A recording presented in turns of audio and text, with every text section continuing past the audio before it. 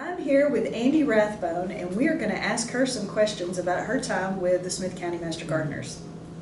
So, Andie, what inspired you to become a Master Gardener? Okay, I started gardening in St. Louis, seriously gardening in St. Louis. And I heard about the Master Gardeners. I was taking some classes at the Missouri Botanical Garden. And I heard about Master Gardeners then, but I was traveling like crazy town. I traveled 4 days a week. So I knew that was like a no-go. And then when I moved to Dallas, I sort of investigated in Dallas and I learned more about like how many hours were involved. And I was like, you gotta be retired to do this. So when I left the company and retired, we knew we were moving out of Dallas. So when we moved to Tyler, the first thing I looked into was like the Master Gardeners. And Keith Hansen, who was the ag agent then, put in a thing in the Tyler paper, looking for Master Gardeners, and he filed the application, and then he had the orientation meeting scheduled 2 days before Thanksgiving. and everyone was going like, I got pies in the oven. Like, what are we doing here? And then I went into class in 2003 and certified in 2004. Okay. So, what was the organization like when you started? There were about 120 active Master Gardeners. Of course, they were in much earlier classes than they are now. But no one used email.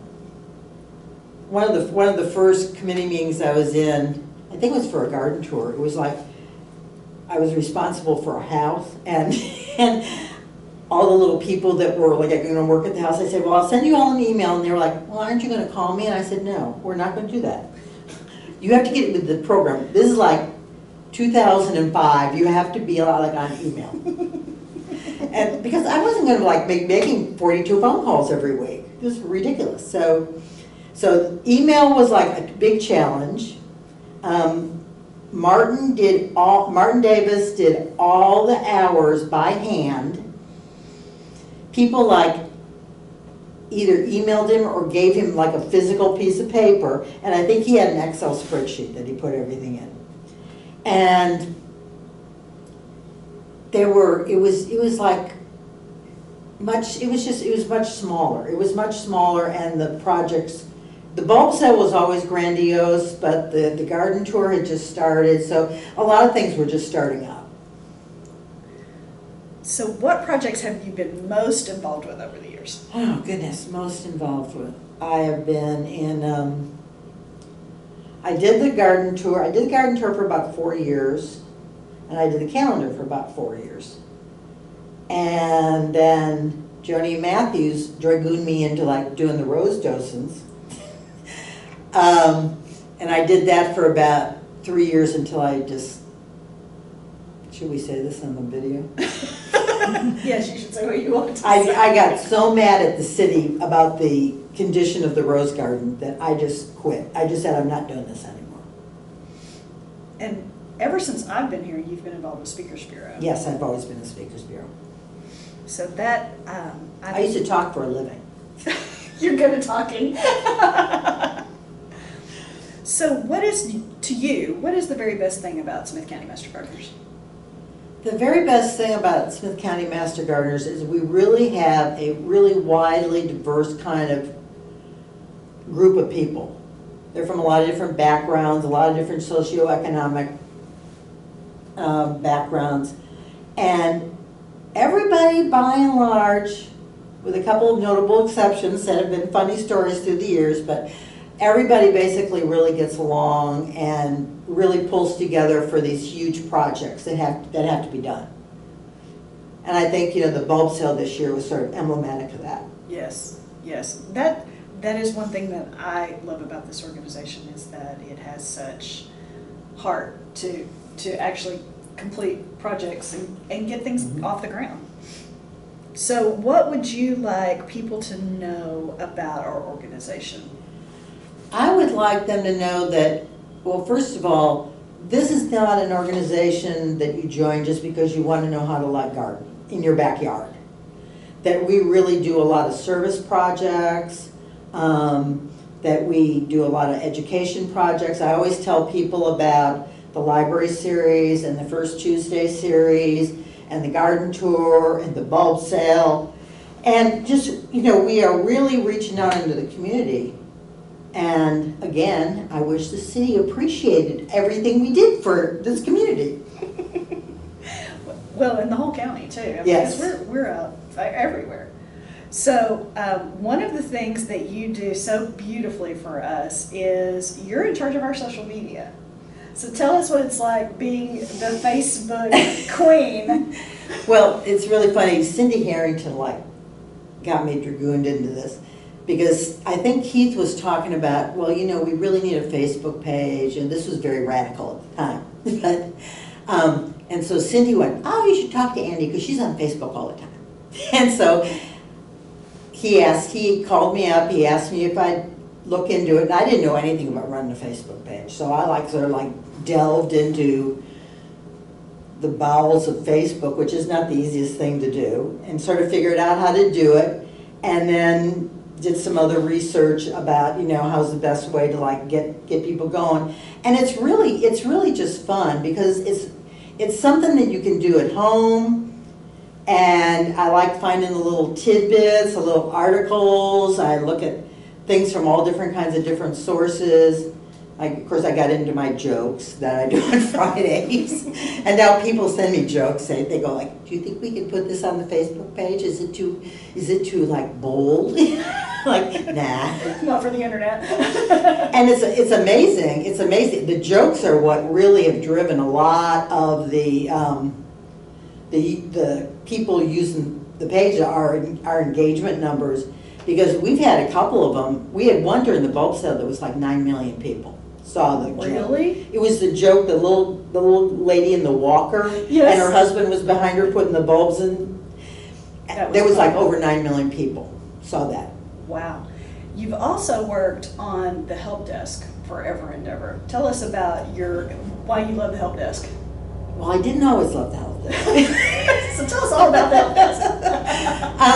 When I was an intern, the hours were much more loose. It was you had so many hours in Heritage Garden, you had so many hours in the Idea Garden, and you had to have 30 hours on the help desk. Wow. And then I think there were 10 or 15 hours left over, that you could do whatever you wanted to. So, the main purpose was we want you on that answering those phones, and so you were just terrified because there were no mentors back in those days. I mean, it was there's the room, and the original help desk was back in that room where the Xerox machine is now. Yes. In the corner. Mm-hmm. It was just total dungeon. No windows. No windows. The computer was oh goodness. I think it was Windows 98 or something like that on the computer. And you're oh my God, I don't know anything. How am I going to answer these questions? But then you realize that these people knew nothing either. They knew less than I did. And that there was always Google. Google's always been there, and you could always just tell them to, hey, I've got to research this. I'll call you back, and you could look things up, and then these people just like to talk. So if you like to talk, it's a real good job. It's the perfect job. And the more you did it, you realize it's the same questions over and over and over and over again. Yeah. In the spring you get all the grass questions. In the summer it's oh, what do we do with all the bugs are coming out because it's so hot? And if we have a bad winter, then it's all the tree questions. Can this tree be saved? All this kind of stuff. But it's just fun to talk to the people. Yeah. That's my favorite thing about it too. So you were talking about there not being mentors in the original program when you were coming up through it. So who were the people that influenced you at the beginning of your Master Gardener experience? Well, there was a woman here, I don't know if you remember, there was a woman named Dee Bishop, Yes. and she knew everything. She knew everything. Her house, she lives out by where Brenda Strong lives. Mm-hmm. And her house was on the very first garden tour.